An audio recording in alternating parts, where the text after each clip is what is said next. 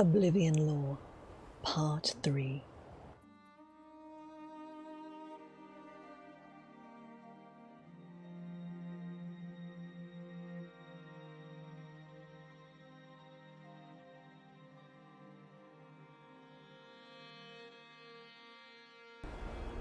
The Doors of Oblivion, Part 1, by Ija. When thou enterest into oblivion, oblivion entereth into thee. Nigh Tyrell La. The greatest mage who ever lived was my master Morin Zenas. You have heard of him as the author of the book On Oblivion, the standard text for all on matters Daedric. And despite many entreaties over the years, he refused to update his classic book with his new discoveries and theories, because he found that the more one delves into these realms, the less certain one is. He did not want to conjecture. He wanted facts. For decades before and after the publication On Oblivion, Zenas compiled a vast personal library on the subject of Oblivion, the home of the Daedra. He divided his time between his research and personal magical growth, acting on the assumption that should he succeed in finding a way into the dangerous world beyond and behind our own, he would need much power to wander in its dark paths. 12 years before Zenas began the journey he'd prepared his life to make, he hired me as his assistant. I possessed the 3 attributes he required for the position. I was young and eager to help without question. I could read any book once and memorize its contents, and, despite my youth, I was already a master of conjuration. Zenas too was a master of conjuration, indeed a master at all the known and unknown schools of magic, but he did not want to rely on his ability alone in the most perilous of his research.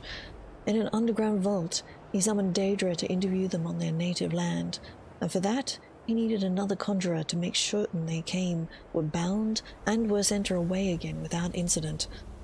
I will never forget that vault, not for its look, which was plain and unadorned, but for what you couldn't see. There were scents that lingered long after the summoned creatures had left. Flowers and sulphur, sex and decay, power and madness. They haunt me still to this very day. Conjuration, for the layman unacquainted with its workings, connects the caster's mind with that of the summoned. It's a tenuous link, meant only to lure, hold, and dismiss, but in the hands of a master, it can be much stronger. The Psijics and Dwemer can, in the Dwemer's case perhaps I should say could, connect with the minds of others and converse miles apart, a skill that's sometimes called telepathy. Over the course of my employment, Zenas and I developed such a link between one another. It was accidental, a result of 2 powerful conjurers working closely together, but we decided it would be invaluable should he succeed in traveling to Oblivion. Since the denizens of that land could be touched even by the skills of an amateur conjurer, it was possible we could continue to communicate while he was there, so I could record his discoveries. The doors to Oblivion, as Moraine Zenas would say, are not easily found. We exhausted many possibilities before we found one where we held the key. The Psijics of Artaeum have a place they call the Dreaming Cave, where it's said one can enter the Daedric realms and return. Yaeshis, Sothersil, Negmath, and many others have been recorded as using this means, but despite many entreaties to the Order, we were denied its use. Solaris, the leader of the Order, told us it had been sealed off for the safety of all. The reader may have heard of other doors, and he may be assured we attempted to find them all. Some are pure legend, or at any rate not traceable based on the information left behind, and there are references in lore to Marok's Abyss, the Corrington Mirror, the Mantanglian Crux, the Crossroads, the Mouth, the Riddle, an alchemical formula called Jacinth, and the Rising Sun, and many other places and objects are said to be doors. But we couldn't find these. Some exist but cannot be entered safely. The whirlpool in the Abyssinian called the Maelstrom of Baal can make ships disappear, and it may be a portal to Oblivion, but the trauma of riding its waters would surely slay any who tried.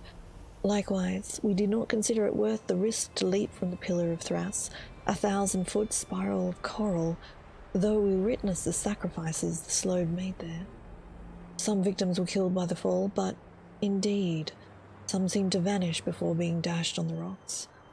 Since the Slode did not seem certain why some were taken and some died, we did not favor the odds of taking the plunge.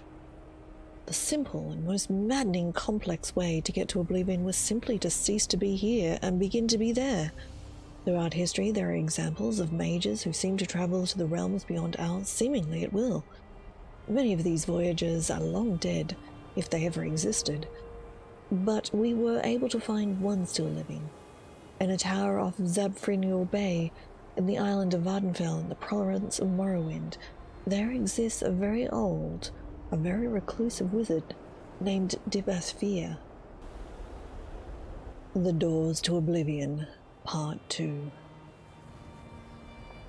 Divathfir was not easy to reach, and he was reluctant to share with Morin Zenas the secret door to Oblivion. Fortunately, my master's knowledge of lore impressed Fear, and he taught him the way. I would be breaking my promise to Zenas and Fear to explain the procedure here, and I would not divulge it, even if I could. There's a dangerous knowledge to be had. That is it, but I do not reveal too much by saying Fear's scheme relied on exploiting a series of portals to various realms created by a Telvanni wizard long missing and presumed dead. Against the disadvantage of this limited number of access points, we weighed the relative reliability and security of passage, and we considered ourselves fortunate in our informant. Morin Zenas then left this world to begin his exploration. I stayed at the library to transcribe his information and help him with any research he needed. Dust, he whispered to me on the first day of his voyage. Despite the inherent dreariness of the word, I could hear his excitement in the voice, echoing in my mind. I can see it from one end of the world to the other in a million shades of grey. There's no sky or ground or air, only particles, floating, falling, whirling about me. I must levitate and breathe by magical means. Zenas explored the nebulous land for some time, encountering vaporous creatures and palaces of smoke. Though he never met the Daedric prince, we concluded that he was in the Ash Pit, said to be the home of Malakath, where anguish, betrayal, and broken promises filled the bitter air like ash. The sky is on fire, I heard him say as he moved on to the next realm. The ground is sludge, but traversable.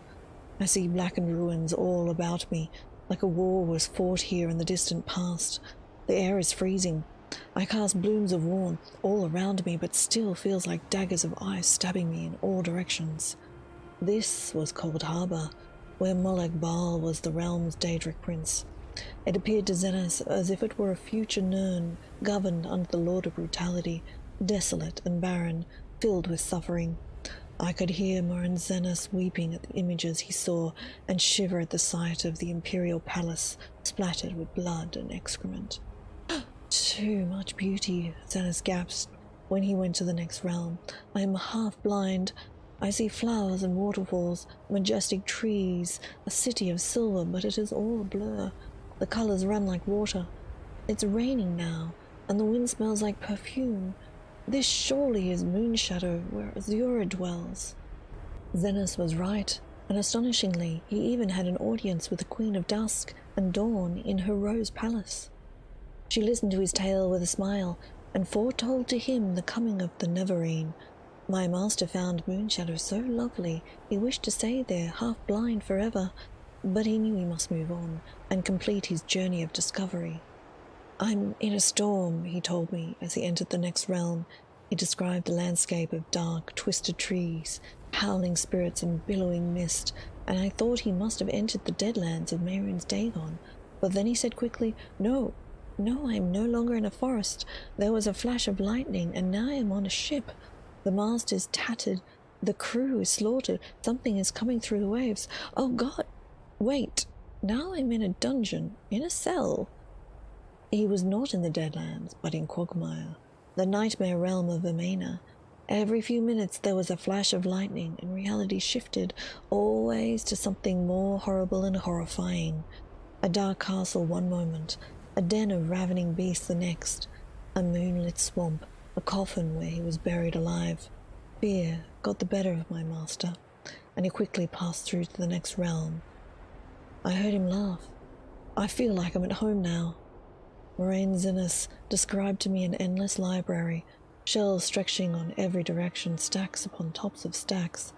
Pages floated on a mystical wind that he could not feel. Every book had a black cover with no title. He could see no one, but felt the presence of ghosts, moving through the stacks, rifling through books, ever searching. It was Apocrypha, the home of Hermaeus Mora, where all forbidden knowledge can be found. I felt a shudder in my mind, but I could not tell if it was Master's or mine. Moraine Zinnis never travelled to another realm that I know of. Throughout his visits to the first 4 realms, my master spoke to me constantly. Upon entering the Apocrypha, he became quieter, as he was lured into the world of research and study, the passions which had controlled his heart when he was unknown. I would frantically try to call him, but he closed his mind to me. Then he would whisper, "Oh, this cannot be. No one would ever guess the truth.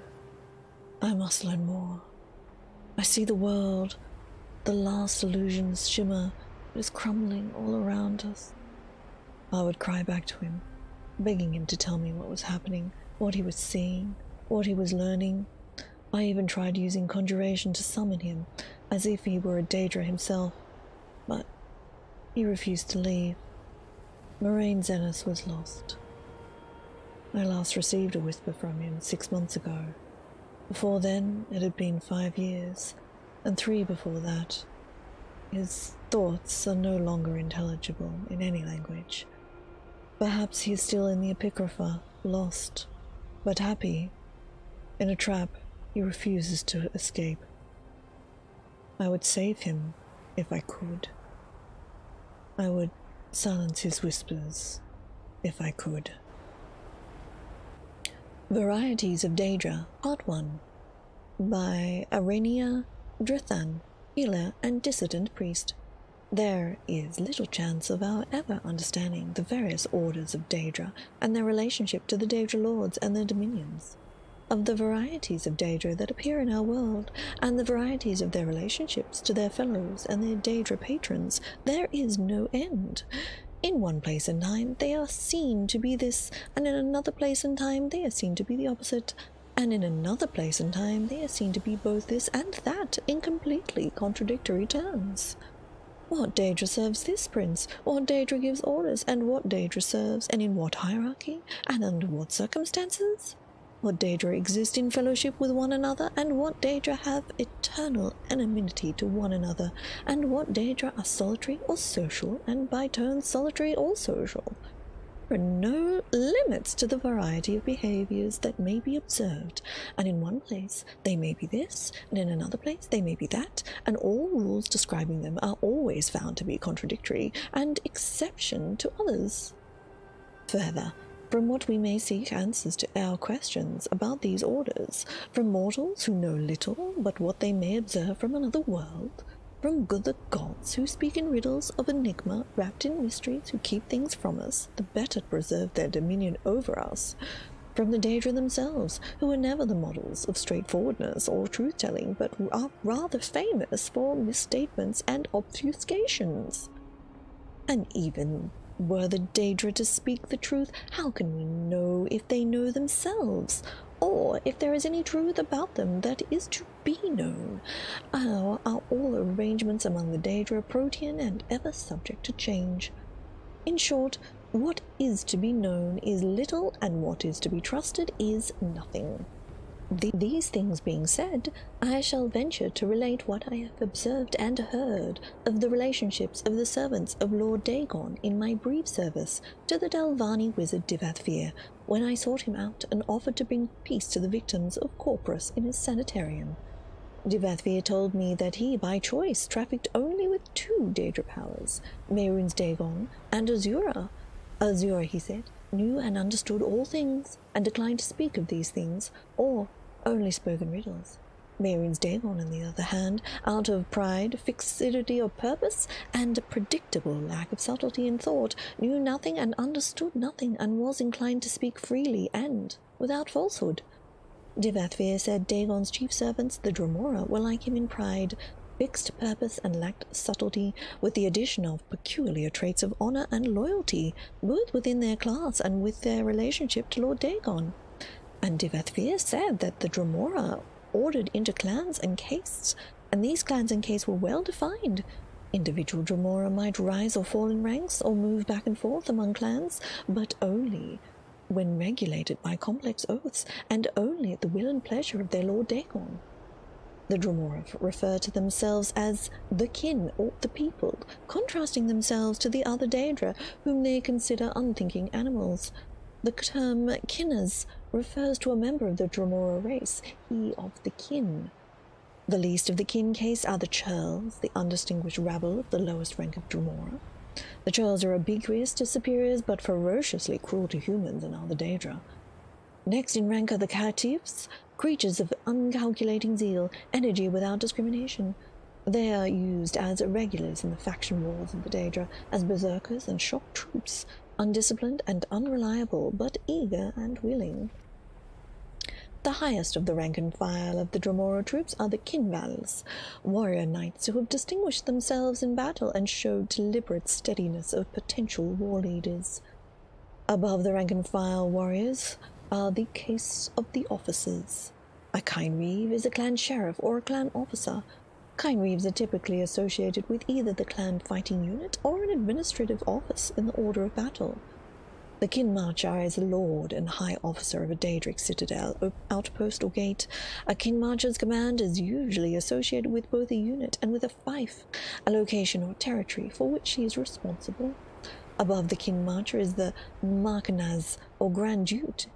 A Marcanaz is a lord of lords and a member of the Marcan, Mehrunes Dagon's Council of Lords. The highest rank of Dromora is the Valkanaz, or Prince.